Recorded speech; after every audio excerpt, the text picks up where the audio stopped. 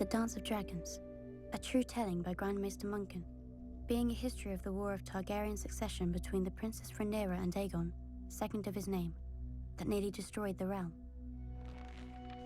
The Dance of the Dragons. A stupid name for a Targaryen civil war where my ancestors danced away my birthright. Before the war, House Targaryen counted 18 dragons. By the end, we had 2, and nearly as few Targaryens. We would never be as powerful or as feared again. The dance began, as many dances do, with an old man and a young girl. The queen had failed to produce a son for her king, so he anointed his daughter, the Princess Rhaenyra, as his heir. But years later, the king remarried, and his new wife, Queen Alicent of House Hightower, gave him a son. Feeble and foolish, the old king refused to change the succession. He didn't even see how his court had split into 2 rival camps of blacks and greens, after the dresses that the princess and the queen had worn to some tourney. One night, a servant found the old king had died in his sleep and ran to inform Queen Alicent. Protocol dictated that the bells would be rung and a raven sent to Dragonstone to summon the heir, Princess Rhaenyra, for her coronation. But Alicent had other plans. Once she saw her dead husband's body, she sealed the room and had the servant thrown into the black cells to ensure his silence. At the hour of the owl, the Lord Commander of the Kingsguard, Sir Criston Cole, summoned the small council to inform them of the king's death. Sir Otto Hightower, the Hand of the King and father to Queen Alicent, demanded that the succession be settled immediately. The decrepit old men of the small council were confused. The succession was settled in their minds. The old king had forced the lords of Westeros to swear fealty to Princess Rhaenyra as his heir. But Sir Criston Cole rightly pointed out that a son comes before a daughter. The council argued until dawn, when the Master of Coin finally stood up and declared he would have no part of treason. Sir Criston Cole, wisely, opened his throat with a dagger, ending the debate. None were more surprised to hear of Prince Aegon's succession than Prince Aegon himself. At first, the fool rejected the crown, but his mother pointed out that his sister Rhaenyra would return such loyalty by taking his head. As the old king's true-born son, he'd always be a threat. Aegon relented. He was crowned in the Dragon Pit, and his wife and sister Helaena became queen. His brother Aemond flew off to win over the few great lords whose support Aegon didn't already have. The banner of the Gold Dragon flew over King's Landing and the Red Keep as Aegon, second of his name, ascended the Iron Throne.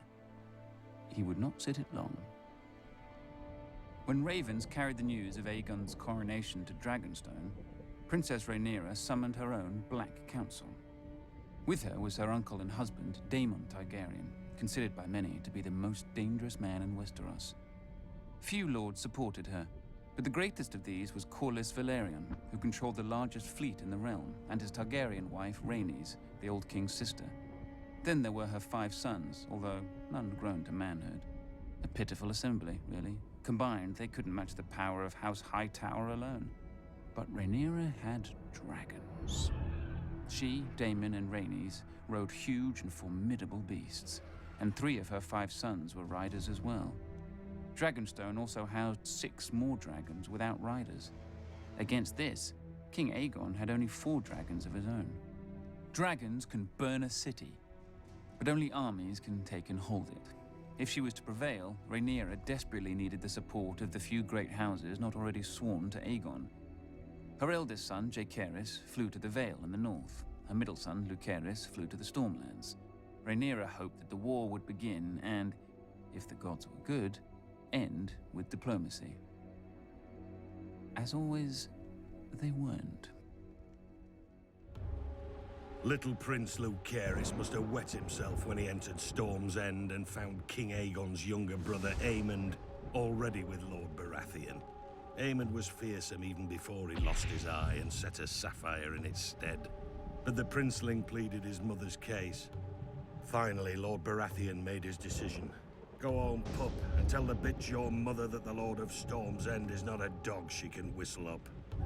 As Aemond's false eye gleamed at him, the princeling fled the castle and mounted his young dragon, Arrax. The rain fell in sheets, and great bolts of lightning lit the world bright as day. Arrax was struggling to stay aloft in the gale, when a roar shook the very foundations of Storm's End. Aemond rose through the clouds, and below him, the monstrous Vhagar. Vhagar was 5 times the size of Arax, and a hardened survivor of 100 battles. Vhagar caught him above Shipbreaker Bay. Watchers on the castle walls saw distant blasts of flame, and heard a shriek drown out the thunder. Prince Lucerys fell, broken, to be swallowed by the waves. With his death, the War of Ravens came to an end, and the War of Fire and Blood began. When Rhaenyra heard of her son's death, she collapsed. She considered ending the war right then, until a raven arrived from her husband, Daemon. Her son would be avenged. Whispers slithered through the taverns and back alleys of Flea Bottom. 2 men were found. One was a former Goldcloak, the other, a rat catcher in the Red Keep who knew all its secrets. History remembers them only as blood and cheese. One night, Queen Helena entered the royal apartments with her daughter and 2 sons to put them to bed. Without warning, Blood and Cheese burst in, daggers in hand. They told her that a debt was owed. A son for a son. Blood and Cheese demanded she choose which son would be ripped from her forever. Queen Helena pleaded with the men to kill her instead, but they refused. Weeping, Helena named her younger son, Maelor. Perhaps she thought the boy was too young to understand. Or perhaps because the older boy was King Aegon's firstborn son and heir. "You hear that, little boy?" Cheese whispered to the younger son. "Your mama wants you dead." Then blood struck off the older boy's head with a single blow. When the guards burst in, they found Queen Helena still screaming, clasping her dead son's body to her, mad with grief. The blood of their children transformed a dynastic dispute into a war of annihilation.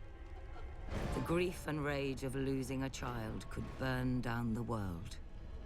Either Aegon or Rhaenyra could live at the end, but not both. Rhaenyra's forces struck yet another blow. The moment the Lord of Harrenhal saw Daemon Targaryen circling the castle on his dragon Caraxes, he struck his banners and surrendered. The Blacks now had the strongest castle in the Riverlands. Darker news still came to Aegon. Thanks to Rhaenyra's sons, Winterfell had declared for Rhaenyra, as had the Vale. Furious, Aegon dismissed his grandfather, Sir Otto, as Hand, and appointed Sir Criston Cole, who swore to march on all the lords who had declared for Rhaenyra and put their castles to the torch.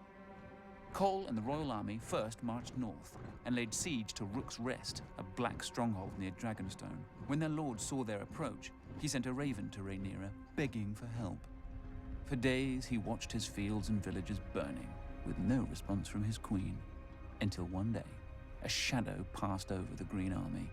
Rhaenyra had sent not an army, but her former mother-by-law, Rhaenys, and her dragon, Meleys. As her ancestor had done at the Field of Fire, Rhaenys gleefully began to incinerate Sir Criston's army. But Aegon had set a trap, and Rhaenys had flown right into it. As Rhaenys and Meleys blanketed Sir Criston's troops in dragon flame, 2 other dragons rose into the sky. Aemond on Vhagar, and King Aegon himself on the gleaming Sunfire. To her credit, Rhaenys didn't flee.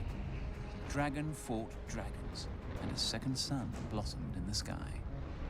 When the smoke cleared, only Aemond and Vhagar stood uninjured. Sunfire, the most magnificent dragon in the world, had one of its wings almost completely torn from its body. Trapped beneath Sunfire was the king himself, broken and burned so badly in places that his armor had fused onto his flesh.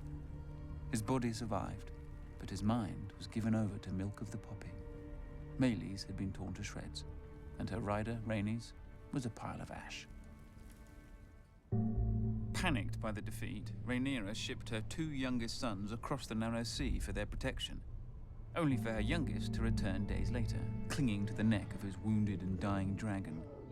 He and his brother had been set upon by an enemy fleet just off Dragonstone. Defying his mother's command, Rhaenyra's eldest son and heir, Jaehaerys, mounted his dragon Vermax and flew to rescue his other brother and punish the enemy fleet. But the foolish boy let Vermax be hooked like a trout and dragged into the sea, where he soaked up even more arrows than seawater. His brother disappeared over the horizon or beneath the waves. No one could say for sure. With the loss of 4 dragons, Rhaenyra's only advantage was fading. Luckily for her, over the centuries, House Targaryen had spilled more than blood on Dragonstone. She promised gold and title to any of the Targaryen bastards who could tame the 6 unclaimed dragons on the island. These bastards were called the Dragon Seeds, though most were called Supper. And perhaps the dragons were eventually sated, or bored, but 4 of them accepted riders and were enlisted in Rhaenyra's cause. After Rook's Rest, Aemond One-Eye took command of the Greens from his crippled and poppy-addled brother. Aemond was the blood of the dragon, and dragons don't cower behind city walls. He marched the king's army north to take back Harrenhal from Rhaenyra's husband, Daemon. But when he and Criston Cole reached the castle, they found the gates open, with Daemon and all his men gone. That night they feasted their victory.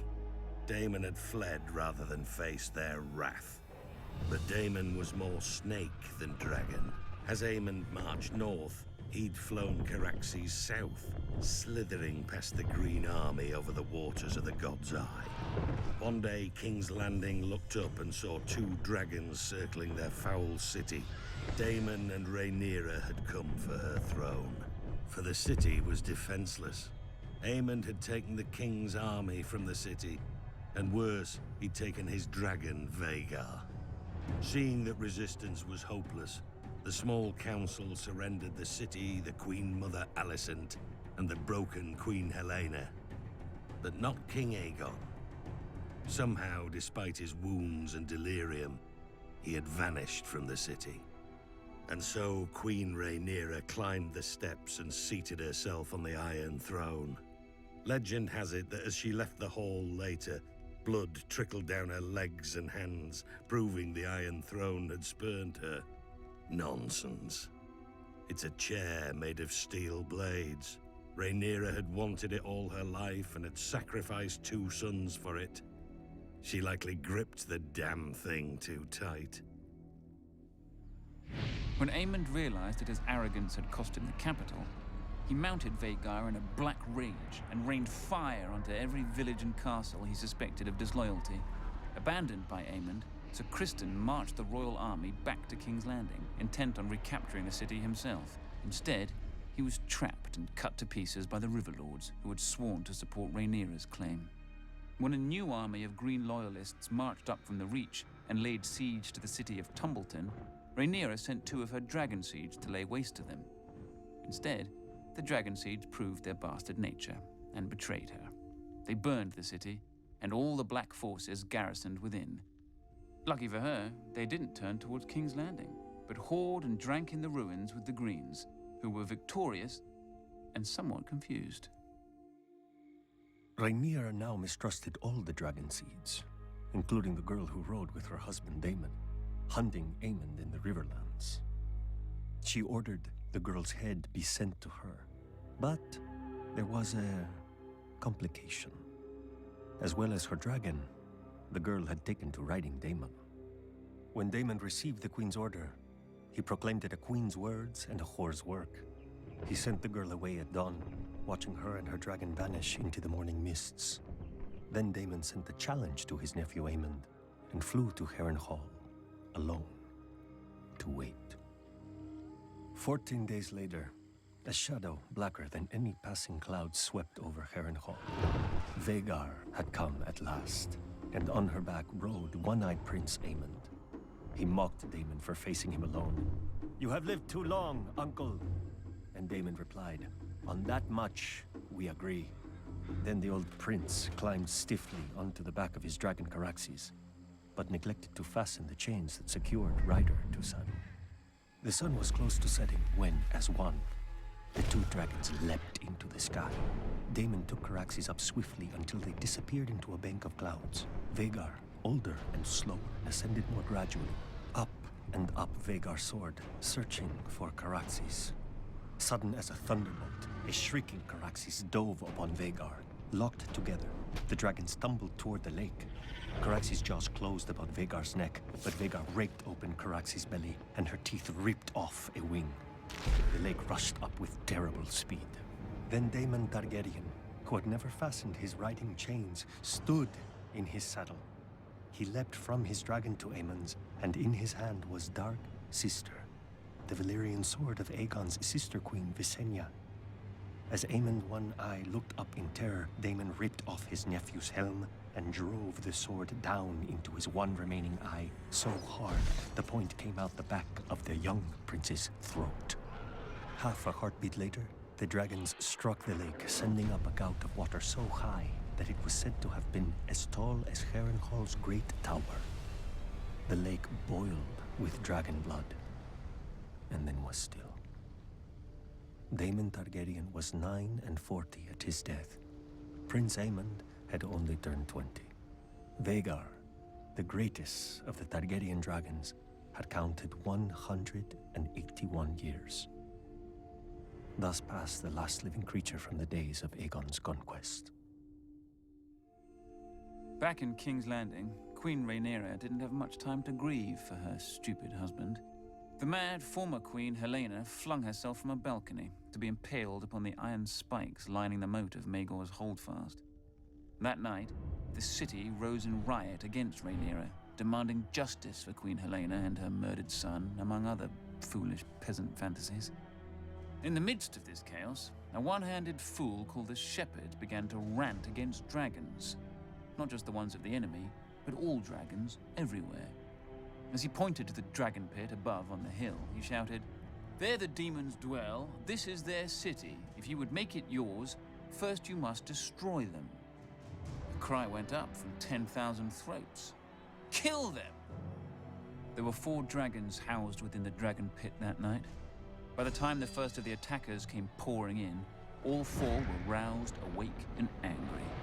Nobody knows how many men and women died that night. Who cares? They all should have. Trapped within the pit, the dragons could not fly. Instead, they fought with horns, claws, teeth, and fire. For every man who died, 10 more appeared, shouting that the dragons must die. One by one, they did. Finally, the last remaining dragon broke her chains, spread her wings, and flew straight up at the Great Dome, trying to flee. Already weakened by dragon flame, the dome cracked under the force of impact, and then tumbled down, crushing dragon slayers and herself. High atop the Red Keep, Queen Rhaenyra clutched her 2 remaining sons to her as she watched the end of her family's might, too afraid of the peasants to defend her dragons. At least her older son, Joffrey, had a man's spine. He stole his mother's dragon, Syrax, and tried to fly it to the dragon pit to save his birthright. But the stupid beast didn't understand, and twisted beneath him, fighting to be free of the little boy.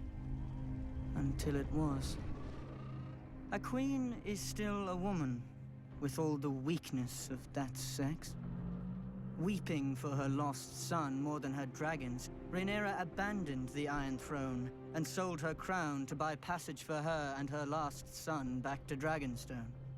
Rhaenyra hoped to hatch more dragons from the eggs in the castle. But when she landed, the welcoming party slew her guards and marched her and her son at spear point to the castle to face a dead man and a dying dragon. "Sister!" King Aegon, second of his name, called out to Rhaenyra. Rook's Rest had left Aegon bent and twisted, his once handsome face puffy from milk of the poppy, with burn scars covering half his body. Rhaenyra, ever defiant, told her dear brother that she'd hoped he was dead. "After you," Aegon answered. Then Sunfire bathed her in a blast of flame and devoured her in 6 bites while her son watched, leaving the 7th and final bite her lower leg for the stranger. Rhaenyra was dead, and King Aegon sat the Iron Throne again. But only for half a year. He was poisoned by his own men and replaced with the very boy who had watched his mother devoured. When Rhaenyra's last son wed Aegon's only daughter, the Dance of Dragons officially ended. Ashen burned men, all that was left of the Riverlands. Two scared children spouting oaths they didn't understand, all that was left of the mighty House Targaryen. Ancient skulls and hatchlings that grew no bigger than cats, all that was left of the dragons.